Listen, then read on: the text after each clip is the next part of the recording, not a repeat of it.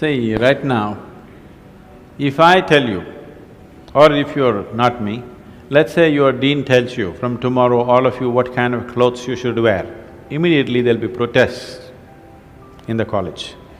If your dean goes further and says everybody must eat only 4 idlis in the morning, if your dean tells you everybody should get up at 5 o'clock in the morning, let's say he put 10 different rules like this, physical things to do, you will think he is trying to convert you into slaves and you will shout and scream for your freedom, isn't it?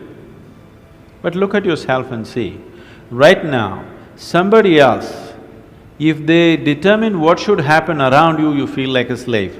But right now, somebody else is determining what should happen within you. Is this not slavery? Somebody can decide whether you're happy or unhappy. Is this not slavery? Somebody can decide whether you will be a pleasant human being or an unpleasant human being. Is this not slavery? What happens within you, somebody else determines. This is the worst form of slavery, isn't it? Isn't it so? It is just that because everybody is like that, it seems to be normal. It is not. It is not normal. Just because everybody is like that, it does not become normal. This human being, life around you will not happen, will never happen 100% the way you want it. And it should not happen. Because if everything happens the way you want it, where do I go? You're still a student, I believe about 60–70% is happening your way. When you get married, the percentage will get reversed. So if life around you will never happen 100% the way you want it, and it should not. Unless you're living with machines, life will not happen and even those machines will freak on you, isn't it? And the machines troubling you every day for something or the other, they do. So, outside will never happen 100% the way you want it, and if your happiness or your joyfulness, or let's not use all these so many words, essentially it is pleasantness versus unpleasantness. For pleasantness we have many names, we call it peace, happiness, joy, bliss, ecstasy. For unpleasantness we have many names, stress, anxiety, fear, tension, whatever else, madness, whatever. Pleasantness versus unpleasantness. If your pleasantness is dependent upon what happens around you, the chances of you being pleasant all the time is remote, isn't it? In the very nature of things, it's not possible. Only if you are able to create a distance between this and that, it is possible in the sense, whenever things don't work, there is a habit in lots of people, they will look up, Upperwala. The whole world is looking up. Looking up. See, you know the planet is round? You know this? Okay. The planet is round and you're not sitting on top of the North Pole, you're sitting in Chennai, here in the tropical climate, and the damn planet is spinning. So if you look up, you're always looking up in the wrong direction. Maybe at a certain moment of whatever Greenwich Mean Time, 0 hours, when you looked up, maybe you hit the heaven. Rest of the time you're always looking in the wrong direction. So in this cosmic space, is there somebody who knows which is up and which is down? Does somebody know? Is there somewhere, is it marked this side up?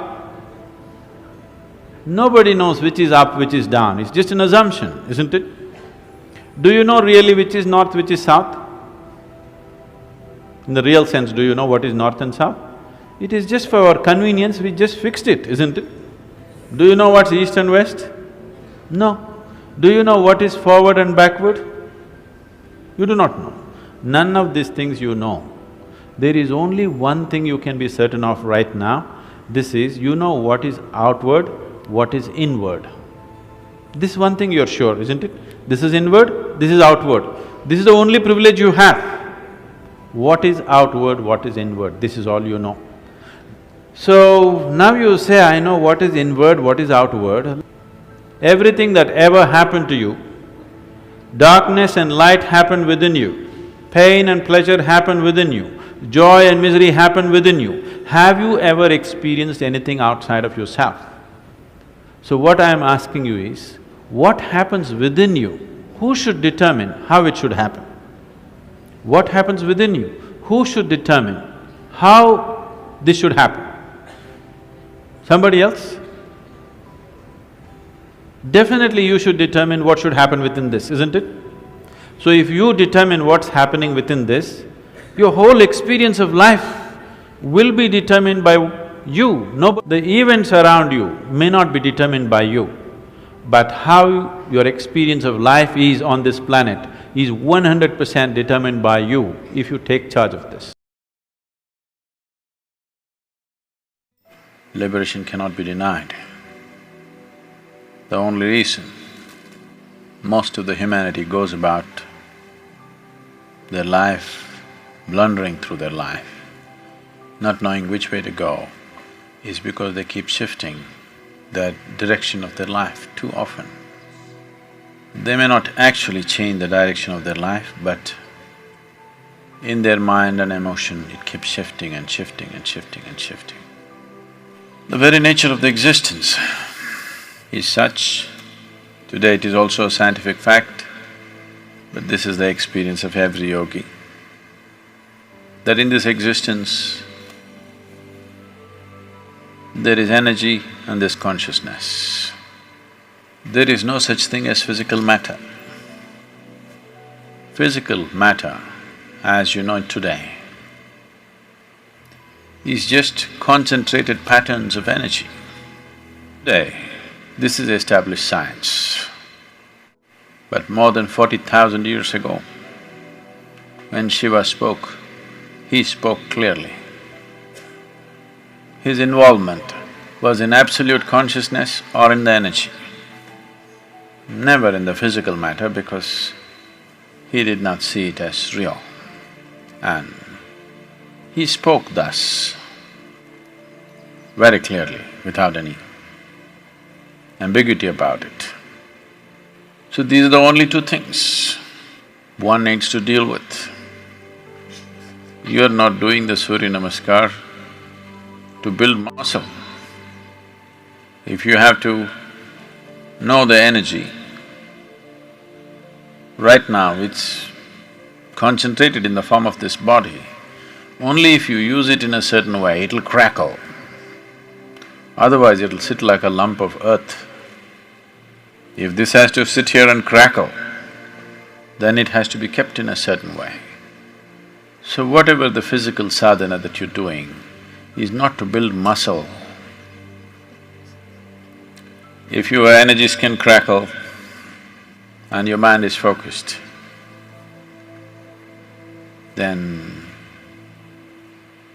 this will just build in that direction.